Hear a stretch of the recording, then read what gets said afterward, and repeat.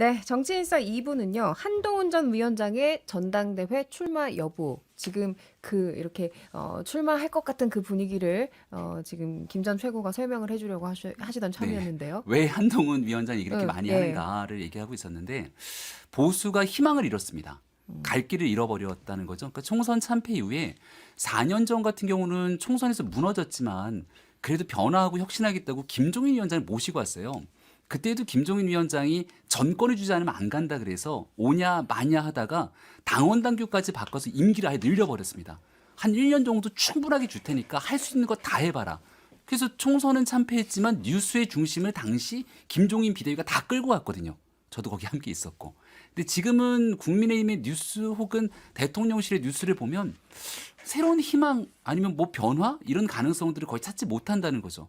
그럼 국민의힘을 지지하거나 도저히 이재명 대표의 민주당에 대해서 동의하기 어려운 분들 입장에서는 새로운 희망을 어딘가에서 찾아야 될 것 아닙니까? 그걸 한동훈 위원장이 좀 뭔가 바꿔주지 않겠는가라는 기대감이 있는 것 같고요. 두 번째는 대통령의 그립감이 너무 세다는 게 그동안 국민의힘에 대한 비판 아니었습니까? 근데 기존에 있는 정치인들 다 보니까 누가 당대표가 되더라도 대통령과 용산의 그립감을 헤어날 수 없을 거라는 생각을 하는 것 같아요. 예를 들어 나경원 대표 되게 훌륭한 정치인인데 한번 대통령에게 이렇게 반대되는 목소리를 내는 것처럼 했다가 분위기 안 좋으면 바로 뒤로 또 빠지지 않습니까? 근데 한동훈 위원장 보니까 여기는 완벽하게 분리돼서 국민의 눈높이 맞는 목소리를 낼 수 있겠구나라는 생각들을 갖고 있는 것 같거든요. 근데 그러면서도 유승민 의원처럼 아예 대통령과 용산 그리고 국민의힘과 분리되는 방식으로 가게 되면 이건 또 용납이 잘 안 되는 거죠. 그러니까 분리하는 목소리가 있으면서도 국민적 눈높이에 맞게 새로운 변화를 끌어갈 수 있는 힘이 한동훈 위원장이 있지 않을까 기대하는 건데 이건 이제 기대고 그 기대를 현실로 과연 한동훈 위원장이 충족시켜 줄 수 있을지 여부가 이제 남아 있는 것 같다. 그건 이제 시험 때 올라봐야 아는 거고. 그래서 네. 한동훈 위원장은 제가 볼 때는 나오면 될 겁니다. 되죠. 근데 되니까 나오는 건 좀 우습잖아요. 음. 그 나올 거면은 앞서 말한 것처럼 그런 국민적 기대감을 어떻게 충족시켜 줄 수 있을지에 대한 비전과 메시지를 갖고 나와야 되는데 지금 거기에 대한 고민을 양재 도서관에서 아직 다 못 찾은 건 아닌가. 아니, 못 찾았구나. 비전이 문제가 아닌 것 같다는 생각이 좀 들고 한동훈 비대위원장 99.9% 나올 결심을 한 것 같아요. 근데 0.1% 때문에 안 나올 가능성도 있습니다. 그게 뭐예요? 0.1%. 김무성 대표 체제를 반면교사를 좀 삼아라라고 제가 한동훈 비대위원장 측근들에게 좀 얘기를 했어요.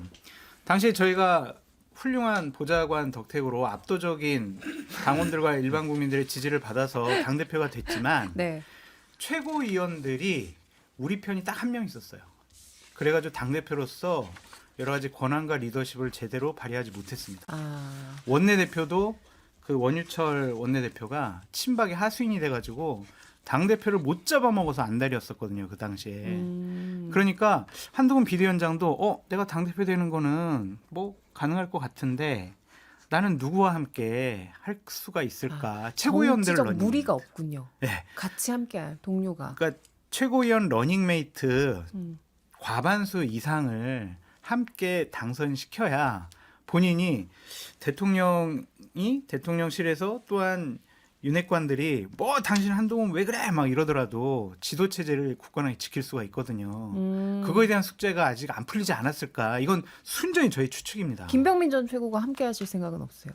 저는 전혀 선거에 나가고 싶지가 않습니다. 반 한동훈입니까? 지금 반 한동훈을 선언하신 거예요? 아니 선거는 지난해에도 전당대회 치르고 돈이 얼마나 많이 드는지 아니 아세요? 반 한동훈을 선언하신 거예요? 조금 전에 입 모양이 김명민 최고위원이 저는 전혀 히읗까지 갔다가 아니 근데 그 말씀 주신 내용에 약간의 반론을 드리면 지금 있는 제도 아래서는 한동훈 위원장이 만약 나오면 당선될 가능성이 높고 그리고 보통 팀을 짜서 나오는데 당대표는 한 표를 찍고 최고위원은 두 표를 찍어요. 그럼 두 명의 런닝메이트를 찍어서 같이 나오면 됩니다. 그리고 천년 최고위원이 한 명이 있기 때문에 이렇게 한 4명 정도는 같이 무리를 지어 나올 수 있고 또 여성 한 명은 4등 안에 들지 못하더라도 의무적으로 하나가 들어가게 돼 있거든요. 그래서 그 정도의 팀을 짜는 거는 저는 어렵지 않을 거라고 봅니다. 아니 좀 어렵대요. 왜냐면은 선수가 없대요? 아니 내 편 들어. 이거 저의 순위 추측이에요. 네. 예, 걱정이가 아니라 내 편 들어줄래? 대통령 편 들어줄래? 아직까지 임기가 3년 남아가지고 제가 한동훈 비대위원장님이 대통령하고 차별화하면 내가 한동훈 위원장 편들면은 3년 동안 나 어떻게 살지? 막 이런 고민들이 많이 있는 것 같고 또 하나는 그래도 상대적으로 좀 괜찮은 분들과 함께하는 모습을 보여야 될 거 아니에요. 그러니까 그런 숙제가 아직 안 풀린 것 같다. 아니 그래서 뭐 지구당 얘기도 꺼낸 거 아니에요? 원외 정치인들을 조금 이렇게 호감을 사서 함께하자는 신호를 이렇게 사부작 보낸 거 아니냐? 그러니까 그게 이제 전당대회 출마를 하기 위해서 이제 이번에 낙선자들의 마음을 얻기 위한 표를 얻기 위한 하나의 수단으로 생각했을 것 같은데 지구당 부활 문제는 저는 찬성하는 입장이고 그것이 자꾸 정치개혁의 퇴행이다라고 평가를 하신 것들은 좀 무리가 있어 보인다. 왜냐하면 공정한 경쟁이 안 돼요. 예를 들면 김병민 위원장님 있지만 지금 낙선했잖아요. 그럼 지역에서 사무실을 공식적으로 못 해요. 후원금도 못 모아요. 그러니까 지금 정치인사 나와가지고 여기 출연료 받아서 지금 아이들도 키우고 사무실 운영비도 되고 이게 불공정하잖아요. 현역 의원들은 후원회도 조직하고 사무실도 딱 구성하고 지역의 부위원장들 해가지고 조직 쫙 관리하고 이게 정치 개혁입니까? 이거는 정치 알겠습니다. 퇴행이죠. 일단 지구당 얘기는 조금 이따 예, 조금 예, 더 예. 자세히 해보도록 하고 그래서 한동훈 위원장이 이 전당대회에서 자신의 팀을 꾸려서 이렇게 쫙 나타나는 거 어쨌든 현실적인 어려움이 있다 이런 말씀이신 이건 저희 말씀이신 거. 추측입니다. 아, 순전히. 추측이. 한동훈 네. 위원장이 이미 페이스북에 30일 날 썼잖아요. 글을 올려서 정치개혁 주제로 본격적으로 썼거든요. 본인이 저는 그 전까지만 해도 뭐 나올 가능성이 큰데 사람 이름 모르니까 최종 이걸 해봐야 되는 건 아니냐. 주문할 때 대체 뭘 주문하냐 이걸 봐야 되는 건 아니냐는 입장이었는데 페이스북에 그 글을 쓴 순간 이렇게까지 하고 안 나온 거면 장난친 것밖에 안 돼요.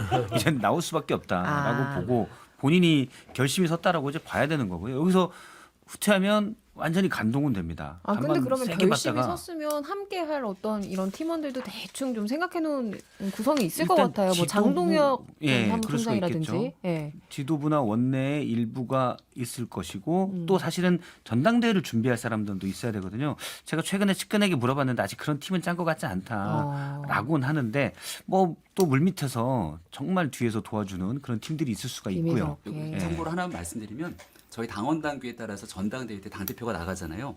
그러면 그 팀에 국회의원이나 원외위원장이 참여가 안 됩니다. 그럼요. 예. 그러니까 손들어서 나 이 사람 지지해요 이게 안 돼요. 그것도 웃겨. 그러니까 이제 한동훈 위원장이 나오게 되면 어떤 거냐면 방송 나와서 얘기하는 사람들이나 이런 전체적인 인터뷰 등의 사람들이 한동훈 편에서 얘기하냐 아니냐 이제 이런 것들을 보면 되는 상황처럼 보이고 전당대회 일정들이 아직 정리는 안 됐습니다만 어제 당에 있는 사람들을 좀 만나 보니까요. 일정 좀 들으셨어요? 못 들었어요. 그 얘기를 하던데 딱 설득력이 있었습니다. 원래 이제 7월 말 8월 초 이런 얘기 많이 했는데 올해 올림픽 있잖아요. 예. 올림픽이 7월 말에 시작해서 8월 중순경에 딱 8월 11일에 끝나요. 딱 끝나니까 그러면 그러네요. 여기에 맞춰 갖고 만약 전당대회를 만들면 이거 완전히 꽝이다. 아. 그래서 그 7월 20일 전에 하든가 아니면 아예 8월 말에 하든가인데 8월 말에 하게 되면 결국은 선거운동 캠페인하는 기간 동안 올림픽이 또 끼지 않습니까? 그래서 그 당직자 말은 7월 올림픽 전에 하는 게 아무래도 수순 아니겠냐 얘기하거든요. 그럼 거기에 맞춰서 보면 이제 후보 등록이 곧 다가왔다는 거고 한동훈 위원장의 생각이 있으면 이제 오늘 이제 6월 달이 시작됐으니까 아주 곧 한동훈 위원장의 입장 표명이 있지 않을까 이런 다음 생각을 주 하죠. 정도에는 해야 되는 게 이제 맞죠. 시기상으로. 그래서 다음 주 정도 하시든 뭐 7월에 하든 8월에 하든 국민의힘이 하시는 것인데 한동훈 전 위원장은 올라가는 계단을 밟고 있다. 그러니까 이제 뭐 출격 준비를 하고 있다고 봐야죠. 근데 가장 큰 핵심은 옆에 이제 뭐 좀 편이 있으면 좋겠죠. 근데 한동훈 전 위원장이 출격하겠다는 의사를 밝히면 그때 세력이 붙을 것이다. 저는 보고 있어요. 지금 22대 108명이잖아요. 그러니까 뭐 의원들이 공식적인 활동을 못 하더라도 스피커나 메시지를 통해서 나는 한동훈 편에 서겠다. 나는 윤석열 대통령과 3년을 가면 나도 같이 죽겠구나. 라는 선언들을 할 공산이 커요. 그러면 결국에는 한동훈 전 위원장의 세 번째 계단. 첫 번째는 그때 케이시 인증 직구 문제 반대 의견을 냈죠. 나는 윤석열 대통령과 다르다. 나는 굉장히 현명해. 두 번째는 지구당 부활, 정치개혁, 정당개혁. 나는 이렇게 할 수 있는 사람이야. 그 다음에 세 번째가 이제 최병 특검과 김건희 여사 특검이에요. 그러니까 이 세 계단이 한동훈 전 위원장에게는 정치인으로서의 완벽한 어떤 뭐라자면 식단이라고 할 수 있는데 결국에는 세 번째는 당대표가 되고 나서 할 것이고요. 전체적으로 22대 들어서 특검이 될 것이고 거기에 대해서 안철수 의원이라든지 특검에 대해서 나름대로 아예 반대 입장을 하지 않는 사람들 위주로 해서 저는 22대에 출격해서 국민을 이끌어가지 않을까. 그러니까 분명한 거는 윤석열 대통령과는 같이 안 가겠다는 생각이 점점 확고해지는 것 같아요. 한동훈 위원장이 나오겠지만 개인적으로는 실패할 가능성이 상당히 크다. 아니, 예, 그것까지는 나중에 얘기해. 엘리트들의 그 오만함이 있어요. 그러니까 실패라는 게 당 대표가 되고 나서 되고 실패할 나서. 것이다. 예, 저는 앞서 이제 장성철 소장님이 얘기한 대로 예를 들어 최고위원의 모습을 우리가 상상해봐요. 최혜병 특검법이 다시 올라왔는데 그때 국민적 의혹을 풀기 위해서 이거 가는 게 맞다고 봅니다. 이렇게 모두 발을 했어요. 추경 원내대표가 의원들이 조금 이따 의총에서 알고 다시 의총에서 뵙고요. 저희는 단일 대우로 똘똘 뭉쳐서 야당의 무리한 정치 그러면 그냥 한동훈 위원장 혼잣말 한 거예요. 의원도 아니고 또 다른 의원들이 별로 없으면 말의 무게가 없어집니다. 그냥 자기 주장이에요. 그거는 저희가 이준석 대표와 윤석열 대통령이 극심한 갈등을 겪을 때 봤잖아요. 당원들의 여러 같은 성원과 지지를 얻은 이준석 대표고 많은 국민들이 또 이준석 대표를 지지했었지만 당시 정권 초기였기 때문에 대통령의 힘이 그만큼 셌고 사실은 고립됐었죠 뒤에는. 그래서 결국은 탈당까지 할 수밖에 없는 그런 상황이었는데 아직은 대통령 임기가 3년 가까이 남았기 때문에 한동훈 위원장도 비슷한 상황에 처하기가 쉽다. 김병민 전 최고는 이제 그래서 윤 대통령의 관계를 잘 조율해야 된다고 보는데 제가 듣기로는 한동훈 위원장이 윤석열 대통령에게 조금의 호감도 갖고 있지 않고 둘 사이의 관계가 적당히 넘어갈 수 있는 관계는 아닐 것 같아요. 근데 정치는 가능성이 예술이라고 이러다가 갑자기 어느 날 밥 먹었다 이런 기사가 나올 수도 있을 것 같은데요. 저는 그럼 밥 먹고 체할 거예요. 밥만 먹을 거예요. 예, 그리고 이준석 대표 얘기를 잠깐 했지만 그때는 전당대회 당 대표가 됐음에도 불구하고 내부의 원외위원장 그리고 국회의원들의 이 지지 동력이 거의 없었습니다. 한동훈 위원장은 조금 다른 게 앞서 얘기했던 것처럼 당내 이 국민의힘 당원뿐 아니라 국민의힘을 지지하는 사람들의 지지도가 너무 높게 포집이 되거든요. 그래서 그 힘을 바탕으로 한동훈 위원장이 어떻게 가느냐가 달려 있는 건데 뭐가 다르냐면 유승민 의원이나 이준석 대표는 전통적인 보수층에서 상당히 좀 신뢰감이 떨어집니다. 그러니까 뭘 개혁을 하려고 해도 보수의 뒷받침이 안 되는 거예요. 한동훈 위원장은 전통적인 보수층의 지지세가 강하기 때문에 전통적인 보수층의 지지세를 바탕으로 한 단계 더 개혁에 나서게 되면 그 현실화가 될 수 있습니다. 그래서 이거를 어떻게 해내면서 이재명 대표와 각을 세우는가가 아마 저는 한동훈 위원장의 덫이 향후의 미래에도 변화를 줄 거라고 봅니다. 박 실장님, 박 실장님, 네. 제가 언제 출마한다고 얘기한 적 있나요? 아니 저도 출마 저의 뭐 실패, 장난? 이재명 당대표한테 그런 얘기 해보신 적 있습니까? 예? 말해보세요. 해본 적 있어요? 네, 자꾸 어. 저기 이상민 크리에이터 자리를 넘보시는데 이러면 이제 이상민 크리에이터가 와가지고 아니, 근데 이의를 이제 제기할 수 있어요. 잘하시는데. 한동훈 비대위원장 출마 선언도 안 했는데 자꾸 뭐 이렇게 장난이라느니 또 되더라도 실패한다느니 이런 식으로 좀 말씀하시는 것은 좀 과한 비판이 아닐까라는 좀 생각도 들고요. 아니, 전망이니까요. 근데 전망. 솔직히 예측. 저도 예. 그럴 것 같아요. 장수생님의 더 나빠요. 성대모사가 2달 전에 비해서 상당히 떨어졌어요. 떨어졌어요? 2달 전에 되게 비슷했거든요. 네. 그만큼 장수영님 한동훈 위원장에 대한 애정이 식었다. 식었어요? 애정은 아니고 관심이 식었다고 볼 수 있을 식었어요? 것 같아요. 더 분발해서 연구하십시오. 알겠습니다.